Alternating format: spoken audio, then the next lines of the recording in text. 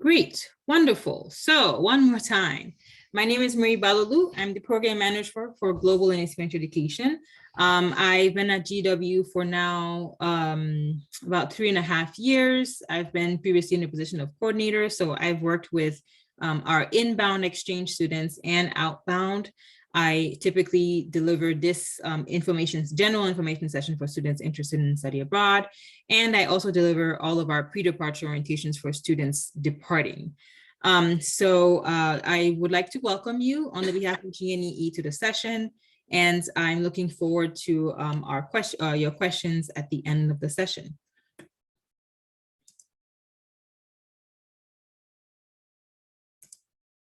So in this session, what will we cover? So we'll talk a little bit about why is a long-term study abroad important or beneficial to your program here at GW.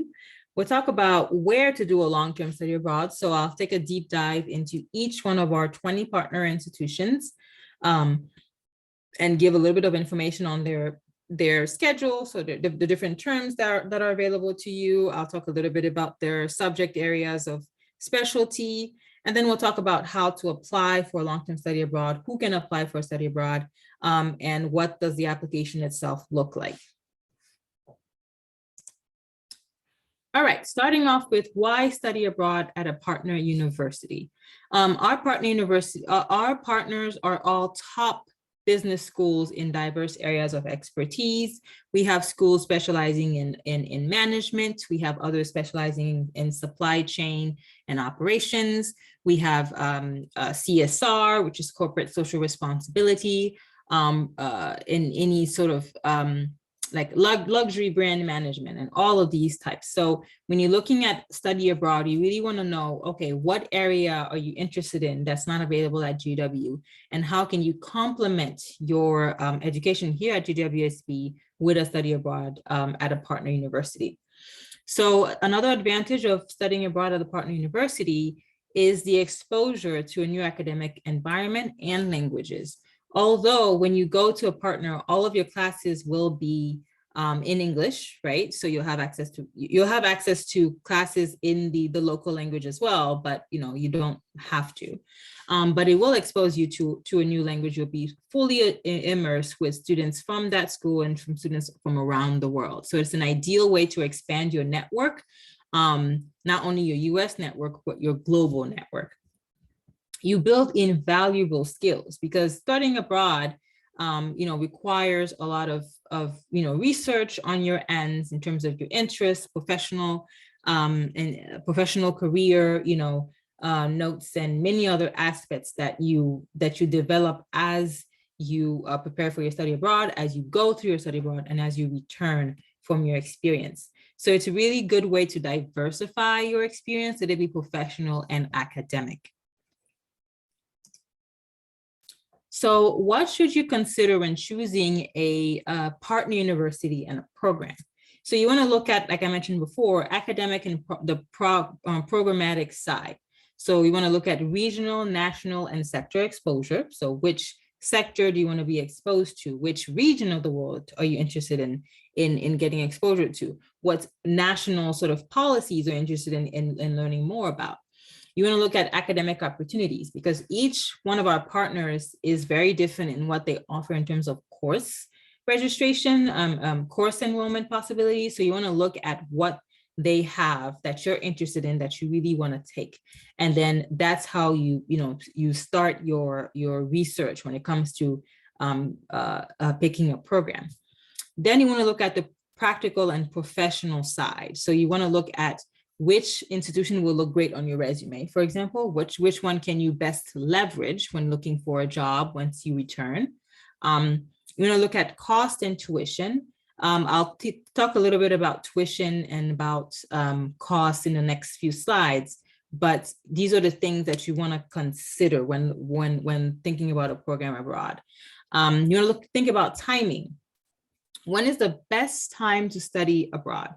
I always tell students who are interested in study abroad, of course, you come to me first, and I can tell you what the options are in terms of who is available, which schools is available, regional expertise, school expertise, subject area.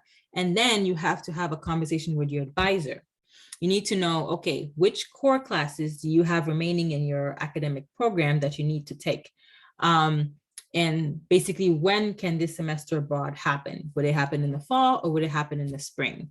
And these are all of the discussions that you want to start early on in your program, so you know exactly when you're studying abroad and you can plan around it. Then you want to think about career development and networking opportunities. I always advise students to chat with a career coach, because they can really tell you that once you tell them, where you're studying, that it be Bocconi University in Milan, and which subject areas you're studying, they can guide you as to how to best leverage that for your future professional endeavors. So now, who can study abroad? So active undergraduate students can study abroad, although the undergraduate students apply through the Office for Study Abroad, OSA. So if there are any undergraduates in the room, you're welcome to sit through the presentations, because some of these schools are also available to undergraduate students, but your application will have to go through the Office for Study Abroad, because undergraduate study abroad is managed centrally. Active graduate students at the School of Business. So only graduate students at the School of Business are eligible for these specific programs, and they would apply through GNEE. And I will go through the application process in the next slide. The deadline for fall 2022 exchange is March 15. But if you want to study in the spring of 2023, you can submit a priority application. And I actually highly recommend you submit a priority application. That way, you're accepted, you're good to go, it's all set by the time, the fall comes around. And that will also guarantee you a spot in the program of your choice. So how to apply? So the application process itself is quite simple. It's just, a form that you fill out with, a short essay that you write. You can write about your interest in study abroad in general, how it would benefit you, how the specific school that you're applying for is important to you. That is all in GW Passport. Then you'll have an interview with GNEE, which would be with myself. So typically with the interview process, it's nothing, super, formal. It's actually quite, I want to have an idea of who you are and if you will be a good representative of GW. So typically the interview even happens before you even submit the application, because I will walk you through the steps. I'll tell you a little bit about the process, what to expect, and then you submit. But if you submit the application first, then I'll just call you in for an interview later on. Application closes at 11:59 on March 15. So that deadline is not flexible to some extent, because some partners into institutions deadline for me to nominate students from GWSB is literally the next day. It's either like March 15th or March 16th. So depending on which school you're applying for, it may not be possible if you don't submit your application by that deadline. It's very important. There can be some flexibility for partners whose deadline is not until, let's say, April or May. But I would rather get all the applications in on March 15, do all the nominations, and that way you don't have to worry about anything. So please ensure that you submit your application by that deadline. After, decisions will be shared with students on or after March 30th. I typically do it a little sooner than March 30th, but I know that in that period, that will be, the deadline falls within spring break. So I myself will be accompanying a group on our short-term exchange to Austin. So I may not be able to get those decisions in that week, but as soon as I'm back that weekend, the following week, March 20th, you'll get your decision, accepted or not accepted for a program. And then I will nominate you to the partner. Registration and billing. So how does that work for study abroad? When you study abroad, you basically tell me how many credits you want to take while you're abroad. So you don't pay tuition to the partner institution you're going to, you pay tuition to GWSB. It's basically like, you're studying at GWSB, you're taking, maybe nine elective credits. And I will register you in a placeholder course called EXCH 0235 section 60. And that would trigger trigger your tuition charge for that semester you're studying abroad. So let's say you're studying abroad in the fall 2022 at Copenhagen Business School, for example. You will tell me, okay, I spoke with my advisor and I need 9 elective credits to graduate. So I'm taking 9 credits. And I want the 9 credits, applied to my record like this, like that, like that. On the next slide, I'll talk about the petition to transfer credit. And then I will register you in that placeholder course for 9 credits that would trigger your tuition. And then that's all. On the GW side, there's no other tuition fees or program fees when it comes to study abroad. Everything else will be out of pocket. Let it be the cost of your housing while you're abroad, the cost of maybe books and supplies, or any sort of, if you sign up for a lab, which is not common, then you may have some extra fees. And then of course, transportation, your meals and so on and so forth. But study abroad does come with a cost when it comes to your living expenses while you're abroad. But in the experience of many students who studied abroad and myself, typically, it comes up cheaper living abroad compared to living in DC area, or at least comparable, depending on which city you'll be studying in. And then a few other notes. So you'll be self-registering in GeoBlue. GeoBlue is our travel health insurance policy, university-wide. All students studying on study abroad programs must be registered for GeoBlue health insurance. It is possible to waive it if you have maybe an insurance from your job that carries over to where you're going. We can waive it, but that's really at your own risk, because GeoBlue really is comprehensive and it includes, all the care that you'll need while you're abroad. You'll have access to the Cultural Navigator, which is our cultural training platform. My favorite tool in the Cultural Navigator is the Cultural Orientations Indicator, which basically is an assessment of your cultural preferences, your personal cultural preferences, which you can compare against the country where you're going, their cultural preferences, and see where the gaps are. So it serves as a really good tool for training, and it helps leverage a little bit of the cultural shock once you're on the ground. And then the petition to transfer credit is a form that you will complete. I have a slide where I detail a little bit about what that is, what that looks like, and how to fill it out. Let's see.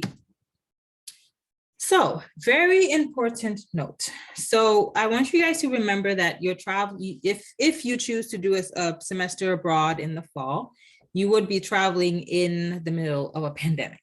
So as much as I want, things to get better by the fall, and we never know, that's my hope.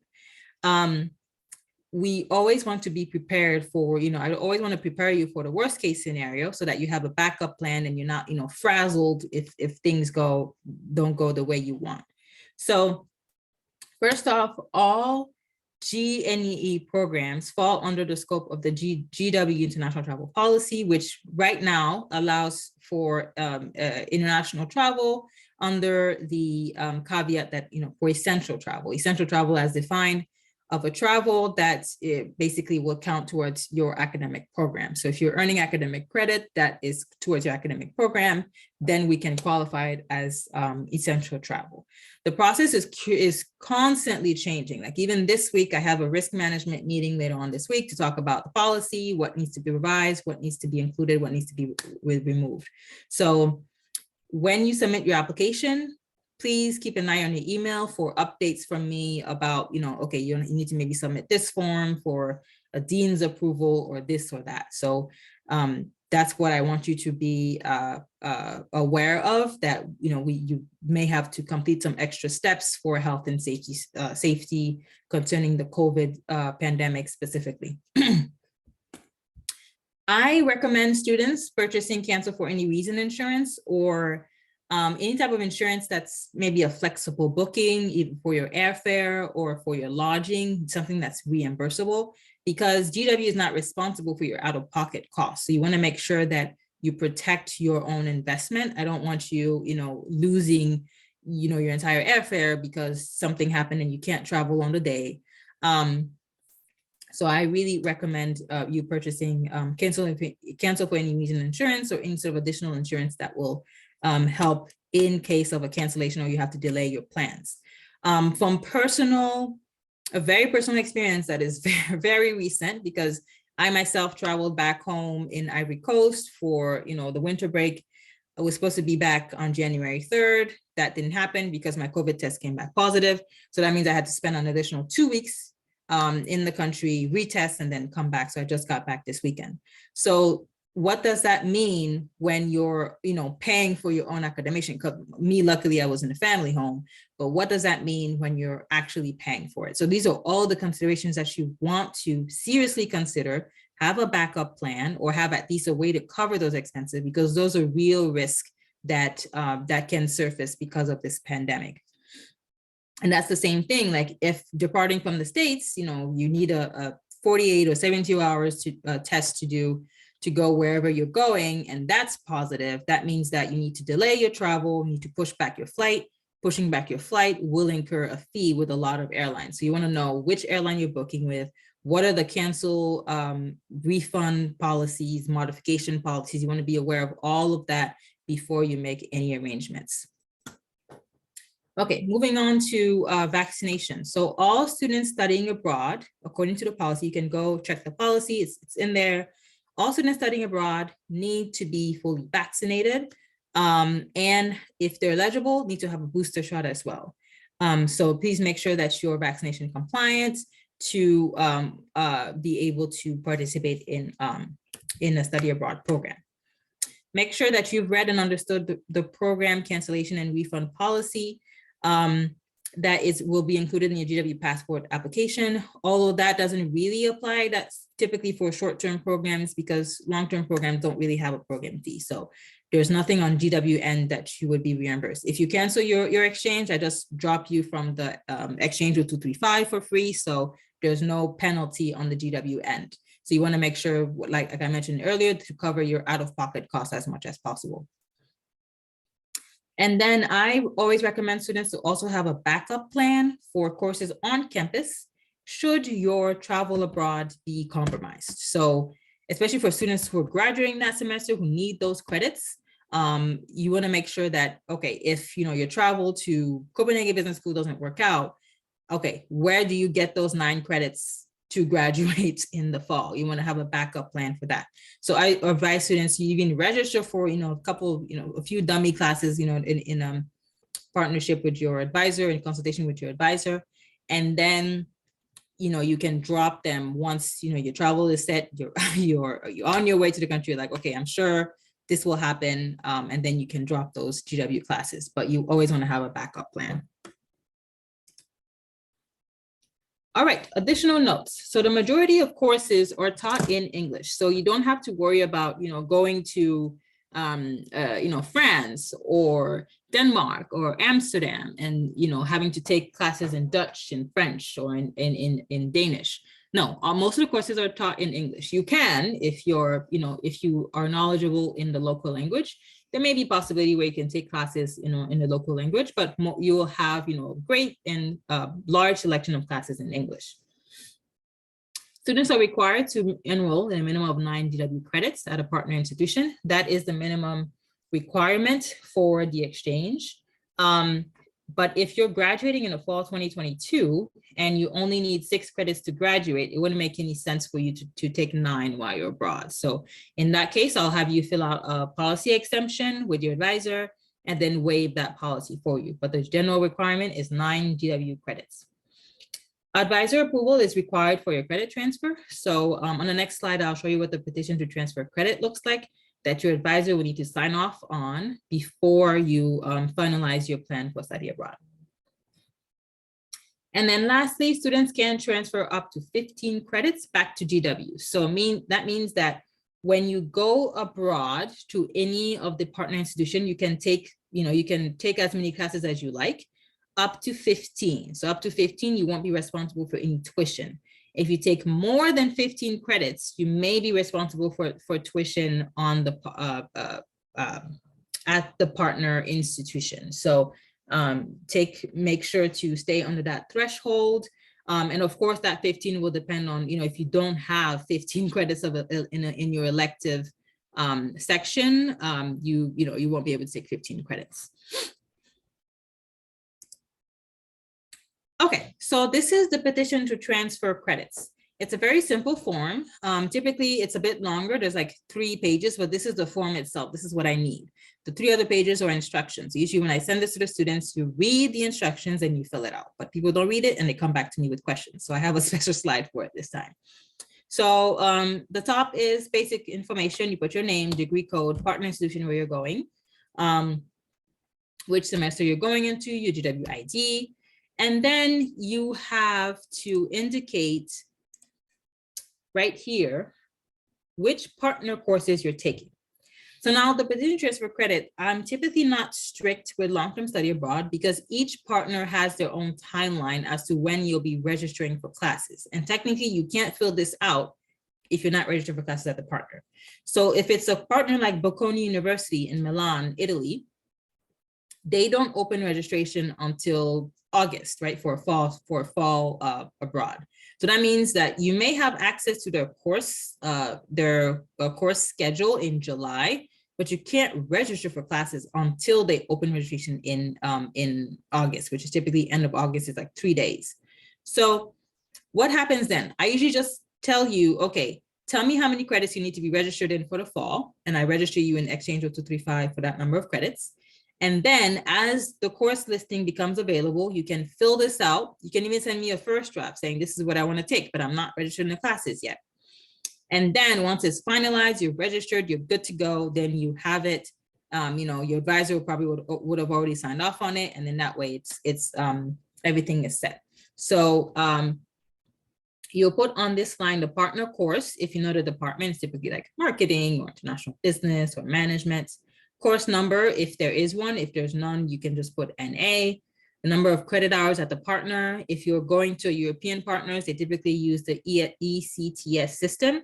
So let's say it's 6 credits or 7.5 credits. You write that here, ECTS.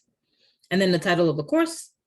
And then on the GW equivalent line, you will write how you want that to show on your record here at GW. So if you want that, if it was like a marketing class that you're taking at the partner, on the GW equivalent line, you want to put, if you want it transferred as marketing, you'll put MKTG 6290, 3 credits, and then the name of the course. And that's how I will transfer it in your record.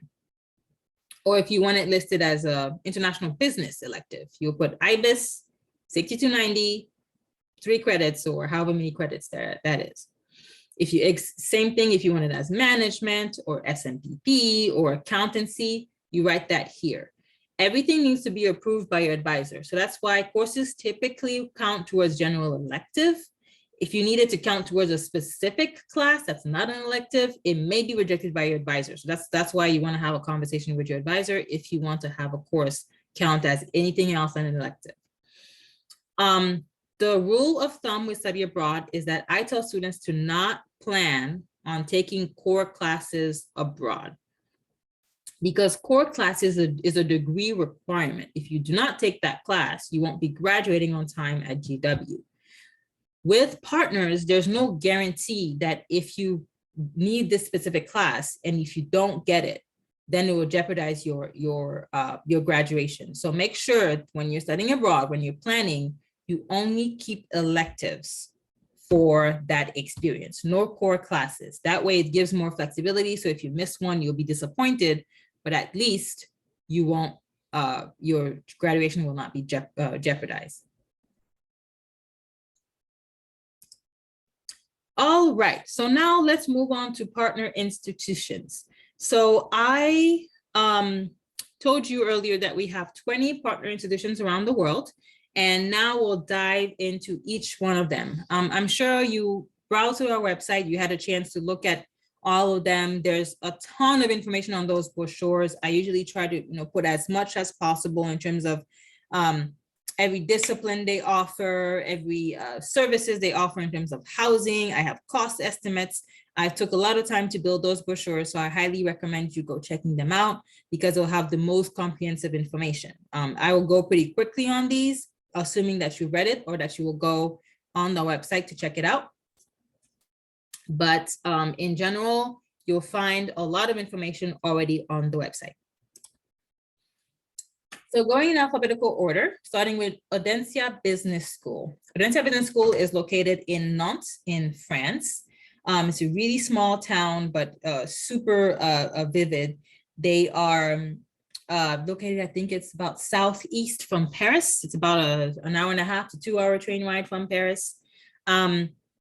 MBA and specialized masters are eligible to participate in their program. Their strengths are in responsible management, information systems, and social impact.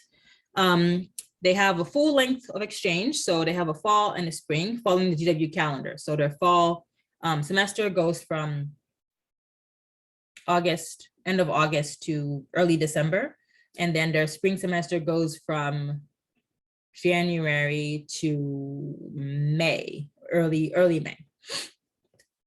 Credit equivalency, as I mentioned earlier, when talking about the PTC, they use the ECTS system. 2 ECTS equals 1 GW credit. So if you register for a class that's 4 ECTS, that's 2 GW credits. If you need to register in 12 GW credits for a semester with them at Audencia Business School, you'll need to register in 24 ECTS credits. That makes sense. They have 3 French language classes for exchange students. So if you're interested, you can let the coordinator know, and then they will enroll you in those classes or point you towards those options. Audencia Business School also has a short-term exchange over the spring break every year, which is pretty recurrent. So there's we have one program actually leaving in March. Applications for that program are closed, but that's typically an option that they have, that they offer every year. Now, some additional things that I would say about Audencia is that they have an MBA concentration in the, let's say, I think in the spring semester, where in the month of February and March and April and May, they have condensed classes in like corporate finance, entrepreneurship and transformation, CSR, new product development, and so on and so forth. They are intensive, but they're limited to MBA students with at least 3 years of professional experience. So any MBA students who study at Audencia in the spring will have those options available to them as well. Next up, Bocconi University. It is located in Milan in Italy. It's open to MBA and specialized masters. Their strengths include luxury brand management, strategic management, and economics. They have a full-length semester, so they have exchange available in the spring and the fall. We actually had one student at Bocconi in the fall who just came back to the States. We're going to have, and then depending on who's interested in Bocconi for the fall, we may have a few more as well. They offer Italian language courses for a fee, and those courses are condensed and intensive before the semester begins, and then they have another one that's like a regular course during the semester. Next up, Copenhagen Business School, or for short, CBS. They are located in Copenhagen in Denmark, in the heart of the city. They eligibility for MBA and specialized masters. Their strengths include they have actually have a lot of interdisciplinary and cross-disciplinary research and focus. So you'll see that a lot of actually students from Copenhagen Business School who are here right now are studying like economics and philosophy, for example, or business and anthropology. So they have very interesting cross-disciplinary attachments to each of their subjects. They have a really strong focus on social responsibility and environmental regenerative sustainability. They also have financial risk management and innovation and sustainability. They also offer full-length exchange in the fall and the spring. They also use the ECTS credit system. So 2 ECTS equals 1 GW credit. They offer Danish language classes for a fee. They also have short-term exchange opportunities over the spring break and the summer. So if you're interested in maybe, you're thinking about Copenhagen maybe in the spring 2023 or fall 2023, and you're like, oh, I want to maybe do a shorter term, program to see if I really like it. They are summer, they have a short-term summer course that actually there's a information session tomorrow on the short-term programs. If you want to, you're welcome to pop in that session to see what they have available as well. So it's always a good way to get your feet, get to know a little bit of each partner, is to participate in a short-term exchange and then in a long-term exchange with them. For Copenhagen Business School, they do require exchange students to register in a full-time CBS load. And I think that is 30, I want to say 30 ECTS, which is 15 GW credits, or 16 GW or 32. So what I usually have students do is that you register for, that you meet the requirement, you register in a full load 30, 32 ECTS, and then I would transfer in, the number of credits that's available for transfer. So I can only transfer in 15 GW credits, which will be less than what you'll be taking, but at least you get to pick and choose, which maybe classes that you want to take over others. So that's what my extra note about CBS is.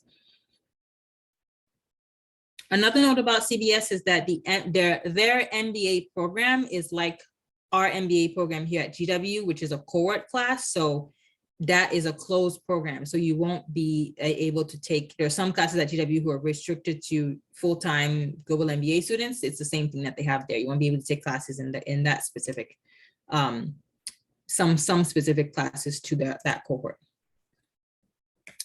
The Chinese University of Hong Kong. So as you can see from that note at the top that I have, they have not been accepting exchange applicants for the past 2 semesters, for the fall and the spring. They said that they may reopen in the fall, but everything is TBD right now. So if you're interested in Chinese University of Hong Kong specifically, I would say submit an application and then submit a backup application to another institution, just so that if they're not doing in person, then at least you have another option available to you. But that's one note that I have for them. No decision about the fall. No partner have made a concrete decision about the fall yet, especially those who are like Chinese University of Hong Kong or CUHK, who are still pending a decision from their dean. So the others that I just covered, they're good to go. You can expect an in-person semester, of course, if nothing gets worse with COVID. But for CUHK, you have to wait for their green light, basically to say, yep, we're having it in person, or no, we're not having it in person. So they're located in Hong Kong. It is available to MBA and specialized masters. Their strengths include entrepreneurship and Asian markets.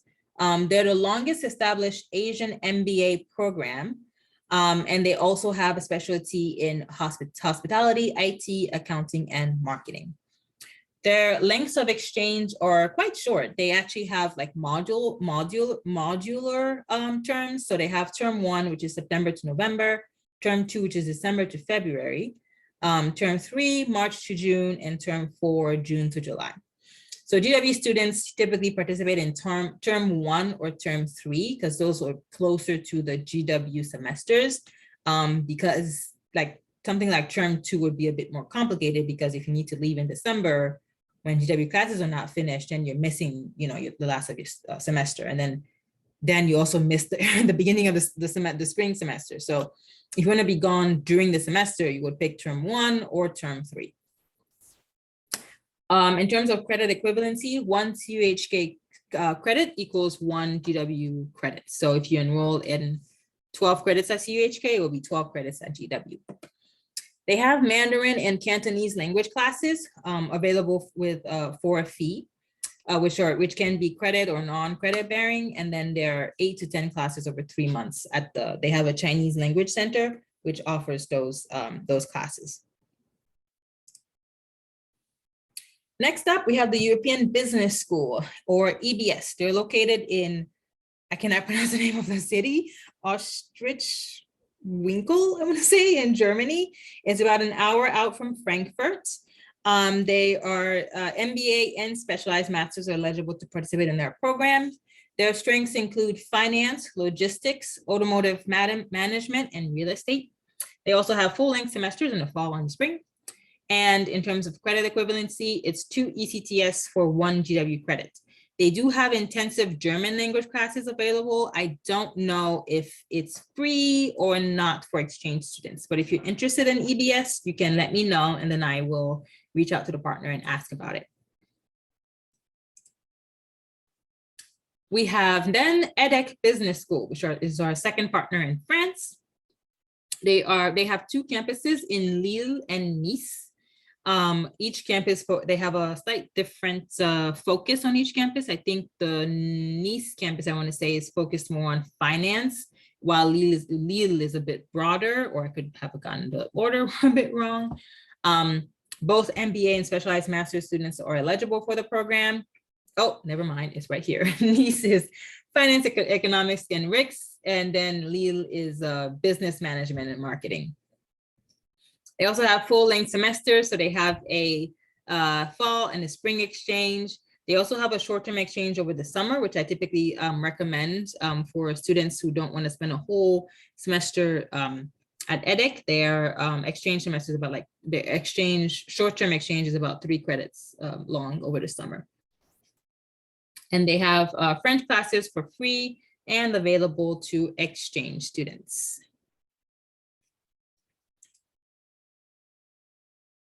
Next up, we have ESSEC Business School, our third partner in France. They're located in Cergy-Pontoise in France. Both MBA and specialized masters are eligible. They specialize in agri-business, entrepreneurship, health, hospitality management, and luxury brand management. ESSEC actually, sadly, I left my notes in my office, but they have a partnership with LVMH, which is Louis Vuitton, Moet, and I forgot the last, the H. They have some type of certificate that students who are participating in the spring actually can opt to go. I don't know if it's like a conference. It's something related to LVMH. I do remember that. I meant to add it to my slides, but apologies, I missed that. But if you're interested in that and you want to learn more, just email me, and then I will grab my Post-it from my office and then let you know exactly what that opportunity is.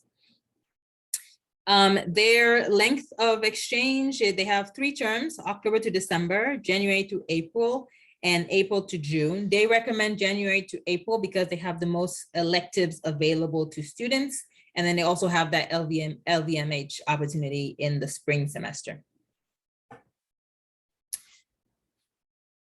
Moving on to Fudan University. So Fudan University was also not accepting exchange students in the fall and the spring semester of last year, or this year, last year. So it's also one of those schools that, you know, if you're interested, again, submit an application, but have a backup location in case they're not open for the fall. They are anticipating and hopeful that it will be open, but it will all depend on whether or not the administration is issuing visas for exchange students. So they're located in Shanghai, China. They're in terms of the eligibility, it depends on the semester. So in the spring semester, only MBA students are eligible for a spring semester. But in the fall, both MBA and specialized masters are eligible for the program.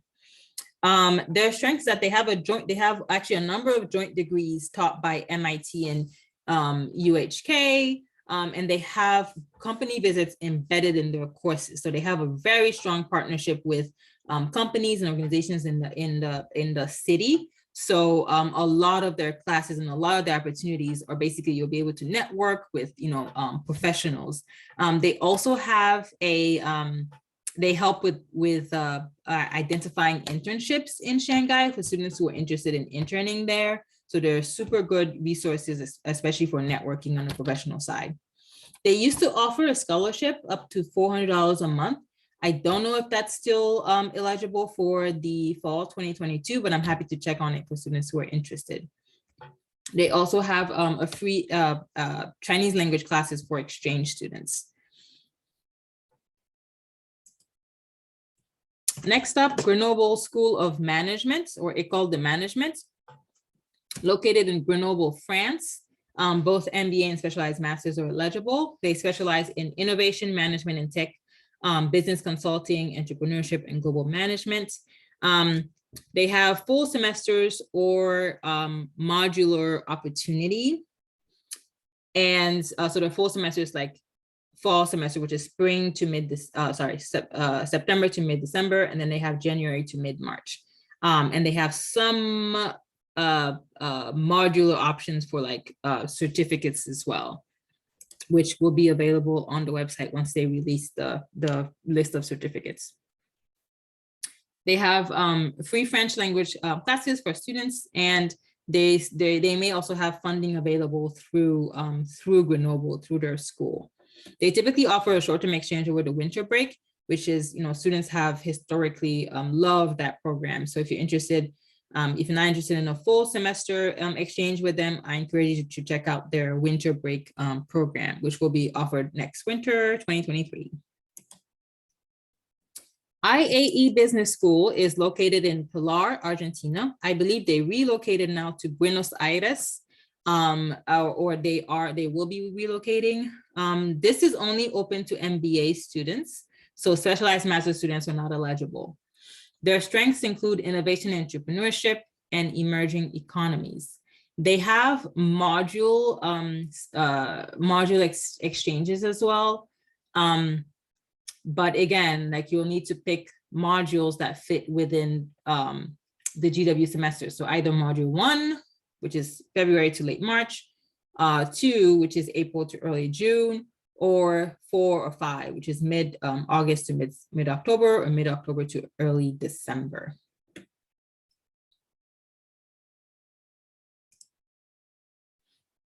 IPADE Business School is located in Mexico City in Mexico. They have both MBA and specialized masters. Their strengths include business management. They were founded by the enterprise, and they actually have a case study method for all of their classes.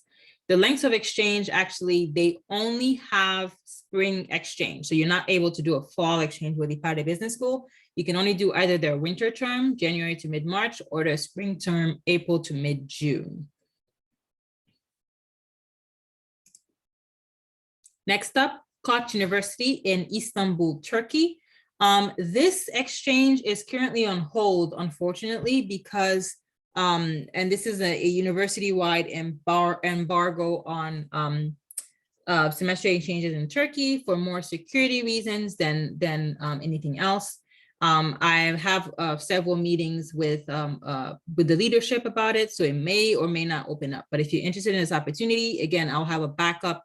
I would recommend having a backup location so that if this is not available, you can always seek out a different location. Korea University Business School is located in Seoul, South Korea. They have both, both MBA and specialized masters are eligible. Their strengths include accounting, finance, marketing, and management. They have a great relationship with top companies in Seoul. So again, great networking opportunity. They have full semester exchange for, if you're a specialized master's, you have to do a full semester, fall or spring. If you're an MBA, you can actually pick modules. So they have their fall module, which is September to October, and module 2, which is October to December, and then spring, same, March to April or May to June. They have Korean language classes available through their language center, but the classes are only available to specialized masters. So if you're an MBA student and you want to take language classes, you'll have to go to the language center directly and enroll there, because it won't be available through the program.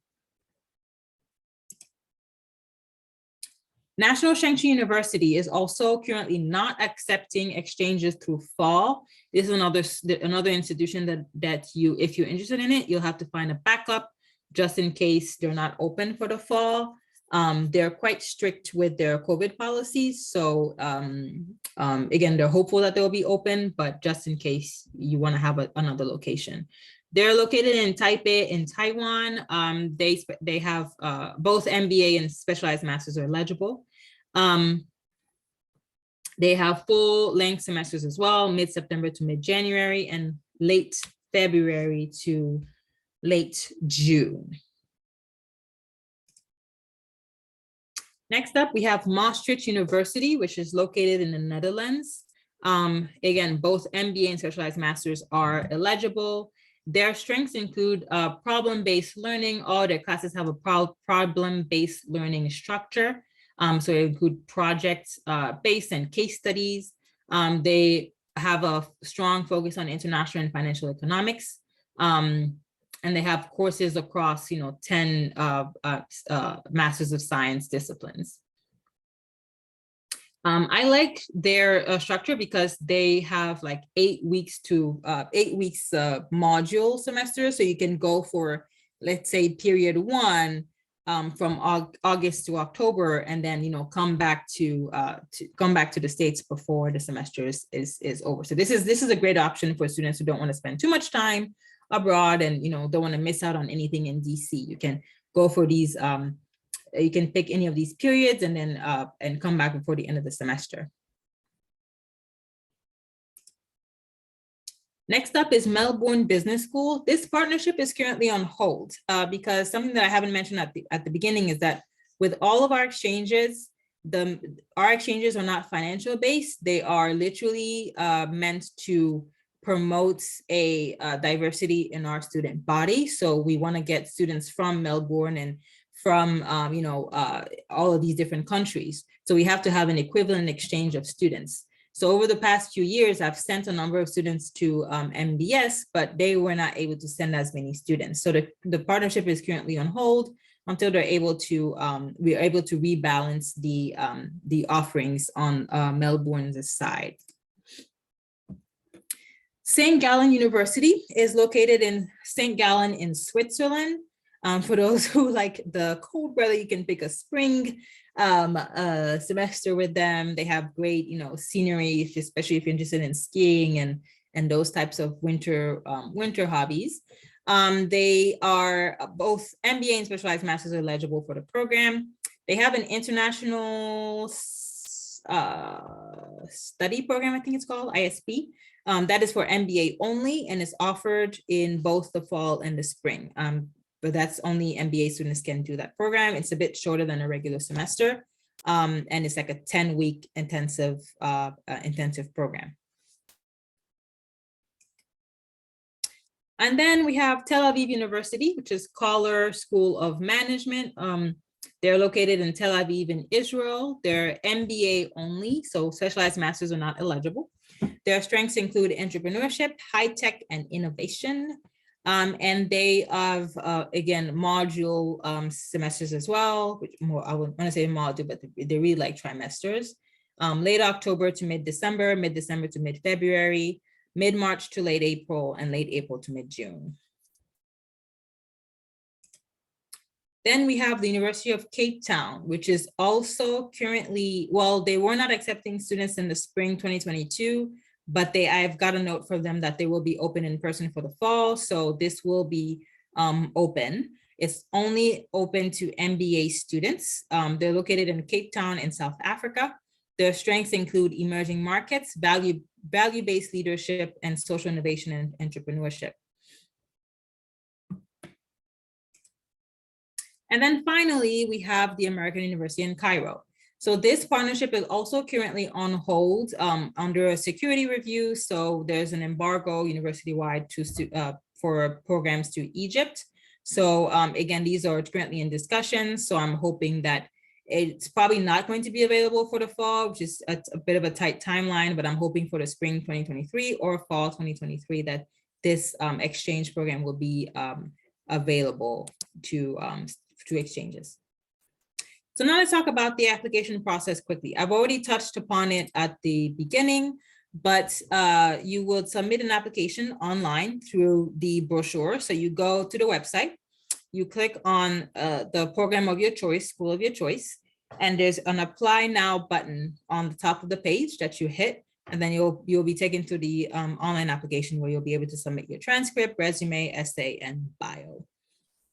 Then you'll have an interview with GNEE.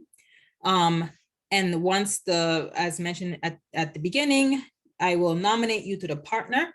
The partner will have an application process to get you registered in their system so you can register for classes. And then the partner will send you the official acceptance letter that you can use when requesting your visa and making your housing arrangements. So if you're interested in long-term study abroad, reach out to GNEE before the deadline. Make sure to have a meeting with me. Submit your applications by the deadline, so March 15 for fall and priority spring, and then September 15 for spring exchange. So study abroad does qualify for additional financial aid.